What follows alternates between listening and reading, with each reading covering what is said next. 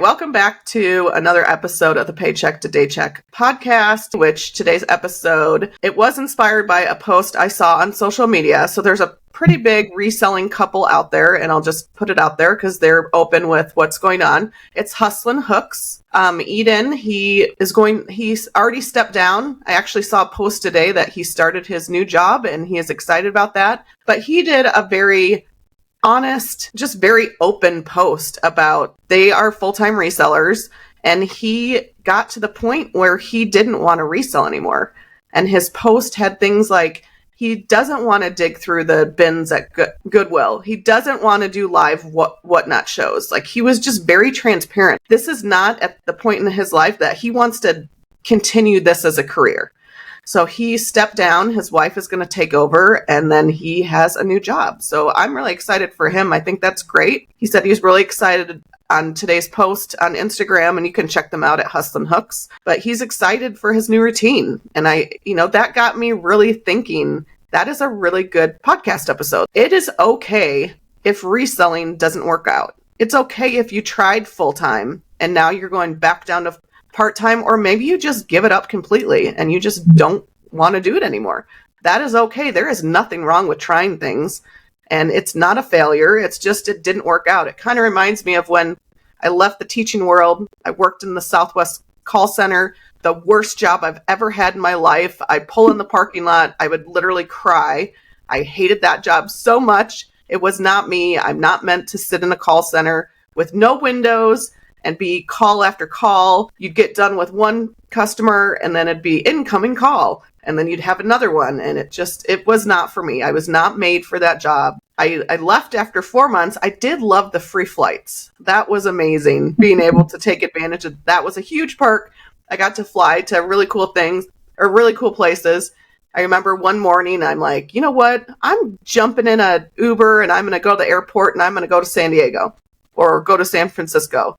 Like, I went to places by myself. It was pretty fun. It was really cool. That was a good perk for the job. I did not like it enough to keep going. I ended up leaving after 4 months, and I didn't think of it as a failure. I thought of it as it was something that I got to experience and I can put on my resume. And I really learned a lot about things that I like and things that I don't like in terms of working. So I think once you get to a point, there is like that pressure or expectation, especially with reselling, like you have to keep going, or you feel like you have to do what everybody else is doing. There's some bigger resellers that teach how they resell, and then there's sometimes that expectation or that pressure that you have to be like they are. And I don't think that's true. I think reselling is just so diverse in terms of what you can sell, where you live. There's so many factors that go into reselling that you don't have to do what everybody else is doing. So I do applaud Eden for Hustlin' Hooks to identify, like, I don't want to do what everybody else is doing. Like, this is just not me. So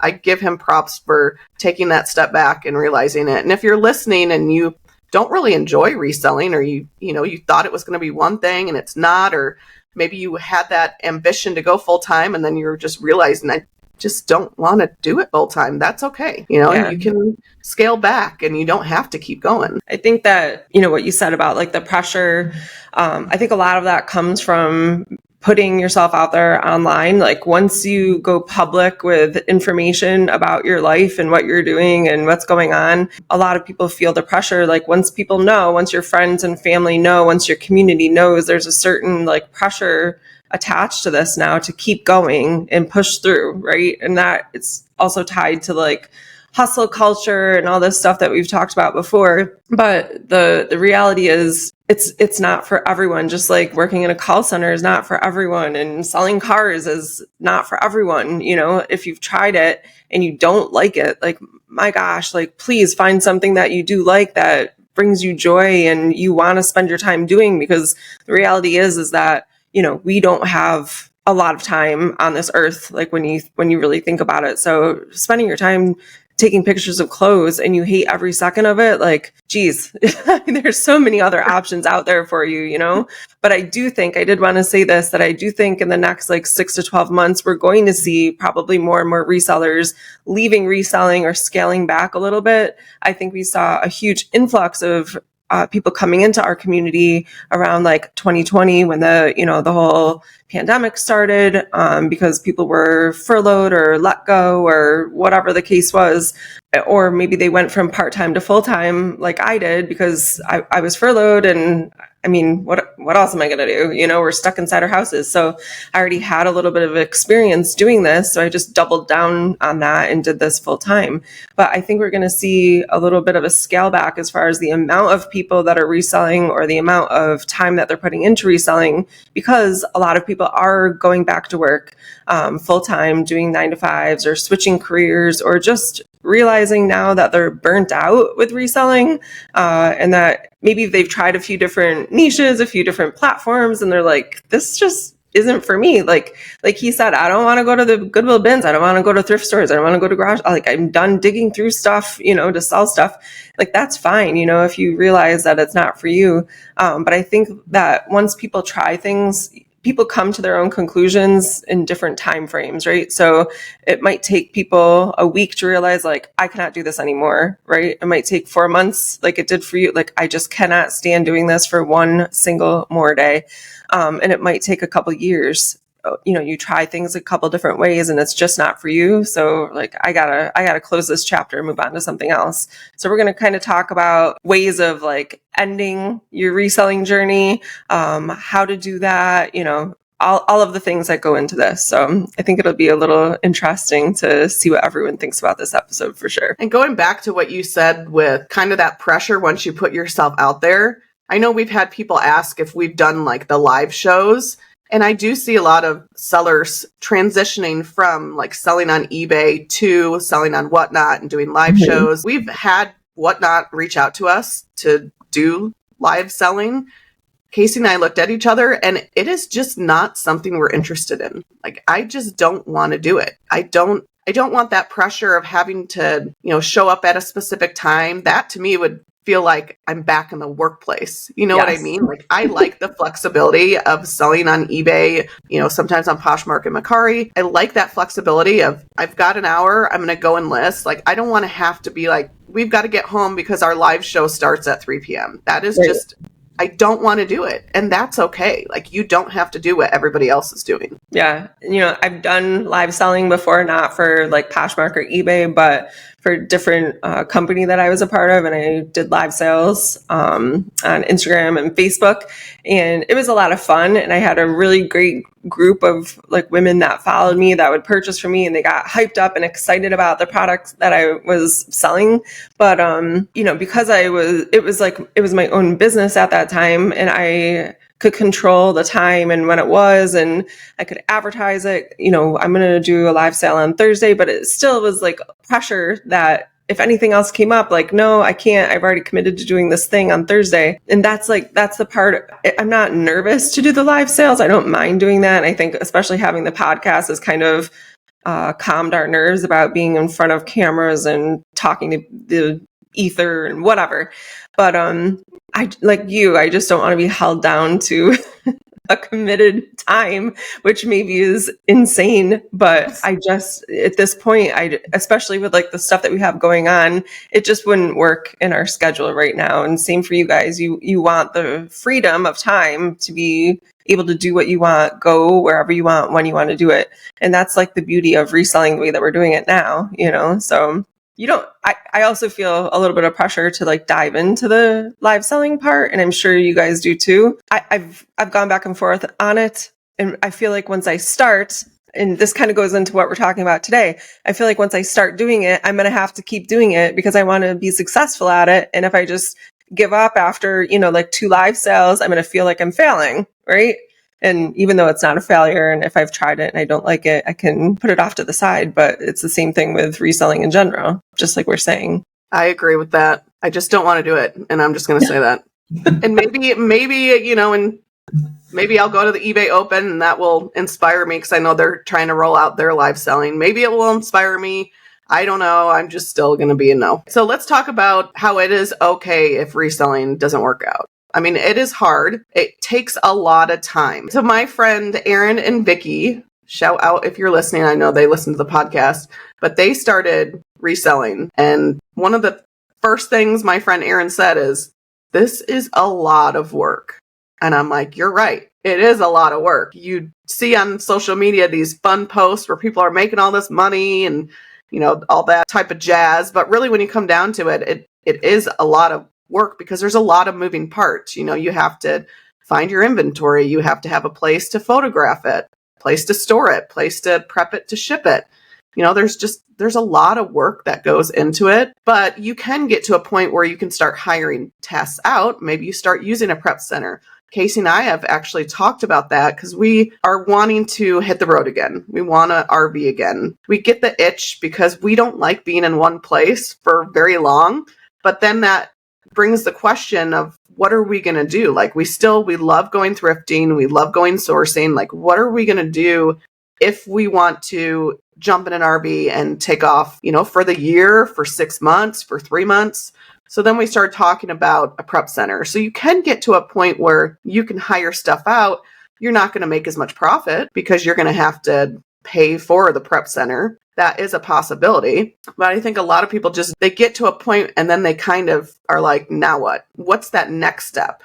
Or maybe they get to that point and they're like, I don't want to take that next step. I don't want to keep going. I don't want to build it. I don't want to have employees. Like I'm just kind of done. So that's just something really to think about is just how hard reselling is. And it's okay if it gets to the point where it's really hard for you and you want to scale back. So thinking about, what you were saying, all the time that goes into reselling, researching items, researching what to sell, where to sell it, actually listing the items, photographing the items. Sometimes when you think about that stuff, the attraction of having a 9-to-5 where you can just punch in and punch out it's real. That attraction is real, right? But reselling, on the flip side of that, when I was in the car business, we had set hours that we had to work. It was a slightly more, I would say, demanding than an office 9-to-5, which I've also done, where you punch out and then you don't really have to deal with anything or talk to anyone from your job until the next day when you come in and punch in again, right?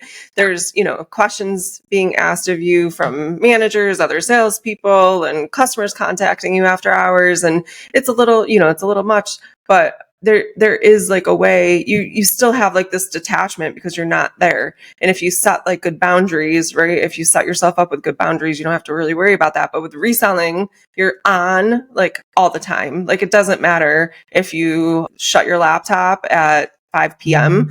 Your phone's in your hand. You're getting the dings on your phone and the cha-chings and whatever. You know what I mean? Customers are still asking you questions. And we all know that if we have a customer asking us a question at 5:01 and we don't answer them until 9 a.m. the next day, they're probably not going to be happy and they're probably not going to purchase from you. We all know that, right? So you can have boundaries with reselling all that you want, but it could potentially cost you sales, So that is one of the attractions of having a set 9-to-5 where you can punch out and walk out of your office and you don't have to worry about it again until you walk back in the next day. Absolutely. I do miss that sense of the 9-to-5 because I did like you said, being able to clock in, clock out, not have to worry about it. With reselling, we've got stuff everywhere. It's just always on our mind. It's we just can't get away from it because it's something that we do out of the house. Now, in a perfect world, we wouldn't have to house our Amazon products here and we would have that room in the outbuilding and we can have everything in the outbuilding like we used to, but that's not the situation right now for how we're doing things. I mean, I walk to go get water and I see the table with everything that needs to be listed and it's just always on your mind.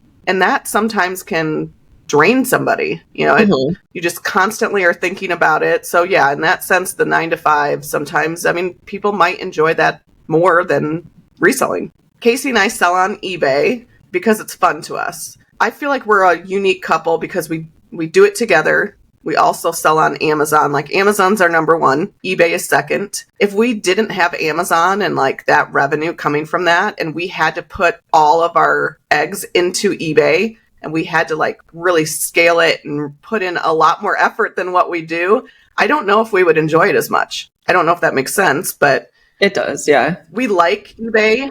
Like we like putting in I feel like we put in part-time hours. I mean, we could essentially like put in, ramp it up and get to where eBay is doing almost as much as Amazon, but we just don't want to. Like we like the flexibility of being able to not put in that much work. But if we didn't have Amazon, then we would have to put in a lot more work because we wouldn't have enough revenue to live off of. It opens up conversations that Casey and I have about what would we do if we didn't have eBay or Amazon? You sell on their platform. It's a risk because at any time they could suspend you for something. And I've seen that happen to, some of the bigger sellers, like they're suspended. Now, what do I do? Like, look at Daily Refinement. Like he no longer can sell on eBay, so he had to shift his business. But then we talk about, well, what if we didn't have either? Like, what would we do? What would we want to do? There's no way we could live off of our YouTube revenue from freeway flippers because that's a couple $100 a month, which I still don't have that answer. We always talked about we would probably start something locally, whether that's a pool cleaning business, our friend does window washing that lives on our property. We would do some sort of like service job to still have the flexibility. Like we don't ever want to have to go back to like corporate America. That's just it's not something we can do happily.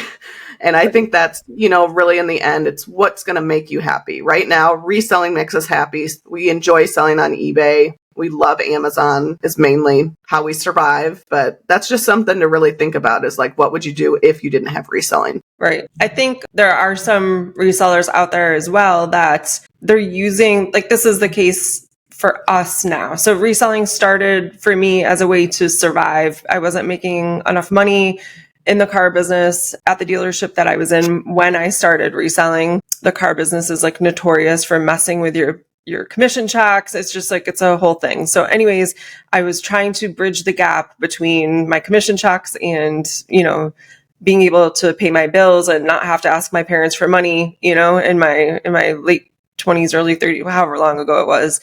But, then, as I switched dealerships and I was making more money and doing better financially, I was loving reselling, right? So I wanted to continue, and it just helped me build more of like a savings, and I was able to do more stuff and, go on trips and have more fun and whatever.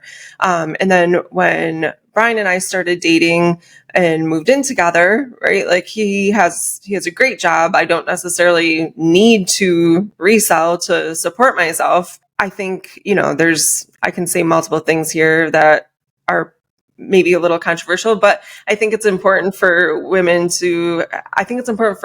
I'll correct myself. I think it's important for everyone to have their own funds, right? Whether, we have a joint bank account, we also have separate bank accounts, you know what I mean? So we're not completely tied together financially. I think it's important for everyone to have a little bit of money just in case, right? Because you just never know. Which ironically, Casey and I have everything together. So I totally get that. Because my sister, she isn't married. They have a house together and they have separate everything. Like he pays for the mortgage, she pays for utilities. Like they have a really good system. Yeah. Casey and I have everything together. And there are some times where I'm like, I kind of wish I had like my own account that he doesn't see like, what am I spending my money on? I like to go to the casino. I like to play Caveman Keno. Cleopatra Keno. I'm a Keno girl. He hates that. He's like, that is the dumbest game ever. Why do you spend your money on it? So it would be nice to have that, but we have that like agreement. Like, look, I'm going to need funds sometimes to, right. Do my own thing. Yeah. Yeah. And, so I'm still reselling now, even though like I don't necessarily need to, but I like to contribute.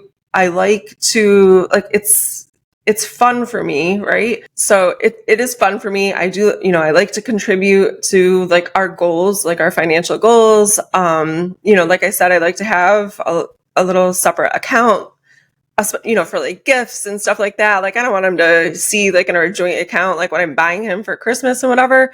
We also are using it as like kind of a means to an end. And I think, I've seen some other resellers, eBay Princess, I believe is one of them, Holly. She's using reselling as a means to an end for real estate, right? So she's using the money from reselling to purchase more and more real estate. And then eventually she's going to get to the point where she can survive solely off of her rentals and real estate investments and stocks and stuff like that, which I think is really smart. So when our relationship changed, mine and Brian's relationship changed, and we moved in together, and things are a little bit more serious, we're combining these things. Like, I don't need it for survival anymore, but our plan is to save a certain amount of money, and in a certain amount of time we'll be purchasing some land, and then hopefully like building a house on that. And like, that's like our means to an end. And when that happens, maybe things will change again, and maybe then that's the time that I exit reselling, or maybe I keep doing it because I do love it and I think it's fun, but we just don't know what life is going to look like at that point, right? So maybe it's just too overwhelming with all the inventory or whatever the case might be, right? Maybe the platforms that I like to sell on don't even exist at that point. We just don't know. But I think it's important, if you're getting into reselling, are you doing this out of survival? Are you doing it to add money, to your financial situation? Are you using it to save some money or pay off a car note or whatever? Or are you using it as a means to an end to like get to like a stepping stone to get to the next thing, so you can, invest in a rental property or multiples, and then that becomes your source of income, So I think it's really important to think about that as well, because if you don't know, it gets harder to stay with reselling when you don't know what your goals are for reselling, I guess. And a lot of people, they keep doing something, or they stay at a job that they just don't want to do. And so that's another thing to think about, is what is your why? Why are you reselling? And if you really realize that you don't like it, or maybe you have that fear of, kind of how I was with Southwest, I didn't want to leave because I had all the moms from my like last teaching class. They're like, you're not going to like it. You're going to come back to teaching. And I didn't, it took me so long to leave Southwest. I mean, definitely crying in the parking lot on the phone to Casey. He's like, just leave, but it was just that fear of, I failed. I disappointed myself because it didn't work out. I disappointed other people. And with reselling, a lot of people don't understand what reselling is. And so that could be a fear that you're reselling. That's how you're paying the bills. People are going to think that you failed at it. And it's not that you failed. It's like any job. You just got to the point where it didn't work out anymore. It's not something you enjoy, and you should never stick with something that doesn't bring you some sort of joy or happiness. So what happens if you get to the point where you've fully committed to this idea that you just do not want to resell anymore? It's not for you. It's not bringing you happiness. You've moved on from it completely. So like Liz said, the feeling of failing at something is something that we all fear. But sometimes we are going to keep pushing forward and keep going, just like trucking along every single day, right? And like, you're still going to Southwest, even though you're crying in the parking lot all day, or, before you go in every day. When we feel like failure is inevitable, we still do those things, right? And it's just part of like the human condition. You know what I mean? Like, we still do that stuff. But if you can cut the cord when you've made the decision, if you can cut the cord right then, it just like, it makes it so much easier than prolonging the decision and like taking the actions to stop reselling. So we're going to kind of get into this and like what you need to do to kind of get out of reselling. And it doesn't even have to be that you get to a point where you don't enjoy it. It could be where you realize it's not profitable, or it's not making you enough money. Like, maybe you are just putting in so much time and effort every single week. You're trying to source the right products.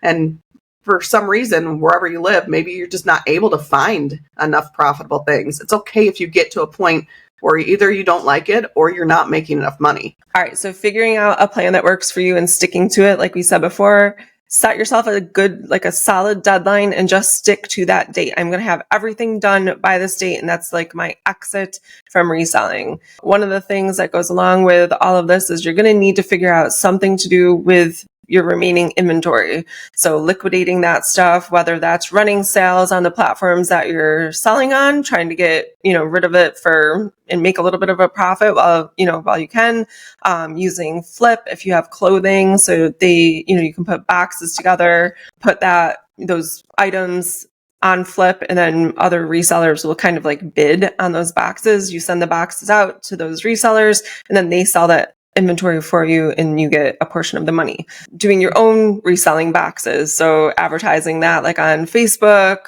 Instagram, even on Poshmark, I guess you could do that, even eBay, sending some stuff to consignment stores that you have locally in your area. What other ideas do you have for liquidating some inventory?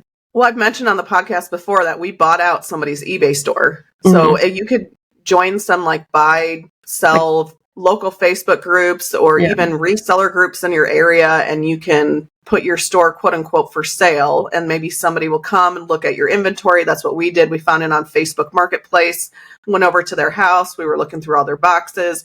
The biggest challenge though was we should have found a way, and I feel like you probably can through List Perfectly, because if you like use a cross listing service, you would have all of your inventory in like that software, and then you can download a CSV file, and that could be an easy way to like give the listings and information to that person. I'm not 100% how that works, but that was like the biggest challenge was how do we get all the stuff that's already listed on their eBay to our eBay? Because you wouldn't want to sell them your account. You would want to keep your account for future, which is what we'll talk about in a little bit. That's another way that you can sell, is just a big bulk one. I remember Casey showed me a post. Somebody was selling their golf store that was on eBay. I think they were selling it for like $10,000, but you got everything. And Casey was looking at it and he thought it was a pretty good deal. I mean, you're not going to make as much money as if you were to sell those items yourself. People don't want to purchase your eBay store and have to pay $10 an item. I figured it out. We were paying about $5 to $7 per item from those people. It was $2,200 for their whole store. I felt like that was still a little high. I would have liked to be closer to like $1,500, but that was our first experience and we learned a lot. But I think we've talked about that on a previous episode, and that would maybe be another good episode to do, like just really dive deep into how do you get rid of everything? Because that is a question. It's like something you think about when you think about leaving reselling. Your first thought is going to be, what am I going to do with all this stuff? Like, what am I going to do? Like, how am I going to make it go away? A garage sale is another good thing, have a couple garage sales, see if you can get through some of the inventory. And I'll talk about this more as Casey and I solidify our plans and what we're going to do next year, whether we're going to take off for a couple months or we're going to take off and just go back to 100% full-time RVing again. But that is something we were talking about yesterday. What does that look like to us? How do we get rid of some of this inventory? And that was kind of why we really raised our average sale price. Like, we don't want to buy anything that's going to sell for less than $30. And what that's doing is we have less items listed on eBay, but we have more sales because we're buying stuff that has a better sell-through rate, and our sales are still the same. So what we would like to do is have a lot less listed. There's this feeling when you're reselling and you're seeing everybody out there on social media, you feel like you have to have 2,000 listings. And I will tell you, I know people that have 100 listings and have $30,000 in sales for 90 days. Like, you don't have to be like everyone else. Like, what is working for you? And we always had that goal to get over 1,000 listings. And now it's like, I don't care how many listings we have. Like, to me, I just want to make sure we're making the same amount per month because that's what we need. But going back to the episode, definitely I'll document everything and kind of share with you guys like how that's looking for us. But really our goal is to kind of liquidate most of our inventory and just have a couple hundred items. And then once we get to that point, we're either going to send it to a prep center or we're just going to get rid of our inventory and just have like maybe a bin or two while we RV. Yeah, I think that's a good plan, but it'll be interesting to follow that along and see what you guys end up doing. So that'll be cool. All right. So the next step, I think, would be to decide if you're shutting down your selling platforms completely, if reselling is something that you might get back into at some point, or if you want to, kind of sell some of your own personal items here and there. Just remove your listings, right? And don't completely deactivate your accounts or cancel, whatever accounts you have. If you have an eBay store, if you're paying monthly for a store, you might want to, stop paying for the store, like cancel your subscription to that. If you're not going to be using it because you don't want to be charged monthly for something that you're not going to be using, obviously. But it's good to kind of, if you have an eBay store that you've had since like 2010, 2012, whatever, it's kind of nice to be able to go back to that it's nice to have the option to go back to that, right? Mhm. You have a store that's well established with good feedback. That doesn't disappear. It's just kind of like dormant, right? So just cancel your store subscription, keep the account, don't like delete the account. And then you can kind of go back to it if you ever need to. If you come across like a really great deal on something and you just want to throw a listing up there, you can do that too. Well, and then you're going to want it for your buyer account. So like, I don't understand why people would close everything, because you would want to have an eBay account so you can buy things. And then, like you said, yeah, what if you get to the point where you're like, I'm going to go through my closet and I know these sell really good. I'm just going to throw them up and see how long it takes them to sell. And maybe you just have a handful of listings up. But another thing to think of when you are going through this process, when we went to that house to look at the inventory, they had like 7 items that they hadn't even shipped to the customers. So if you are going to do this, definitely ship your items out. Don't be like them where they legit didn't ship the items. They just canceled them. So think about also, once you get to that point, then maybe you just end all your listings and you're done and you pull all your inventory. You do what you're supposed to do as a seller, which is ship your items, so make sure you take care of the customers before you close everything down. Kind of the last point that we have for you guys, reselling is a skill that you have now. You've already taught yourself how to do all of this. And it's not like just because you're done reselling, the knowledge is going to leave your brain. You're going to be able to hang on to that knowledge for the rest of your life if you ever decide that you do want to come back to it, or you need it for a couple months just to make ends meet for a little while, for in between jobs or whatever the case might be. So you already know how to source, how to look up sold comps, research items, list on different platforms, all of those good things, shipping items, dealing with customers, all that stuff. You already know this stuff.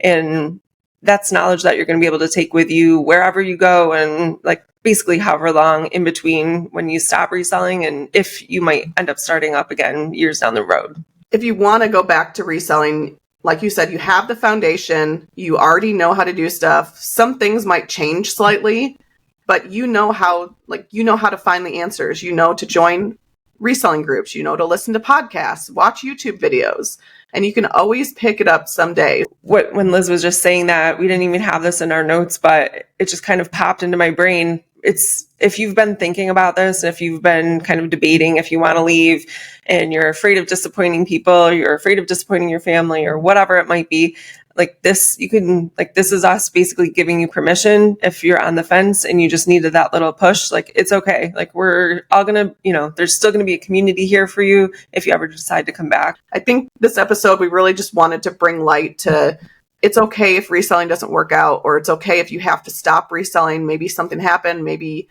your health isn't good, so you can't continue it. Whatever the reason is, it is okay to have to leave the reselling world. All right, guys, that's a wrap on today's episode. Thank you so much for listening to the Paycheck to Daycheck Reselling Podcast. Anything we mentioned in this episode will be linked down below in the show notes or description down below. Be sure to share this episode with anyone you think it will help, and follow us on social media at P2D Podcast. Thanks again for listening. Keep working towards that Daycheck.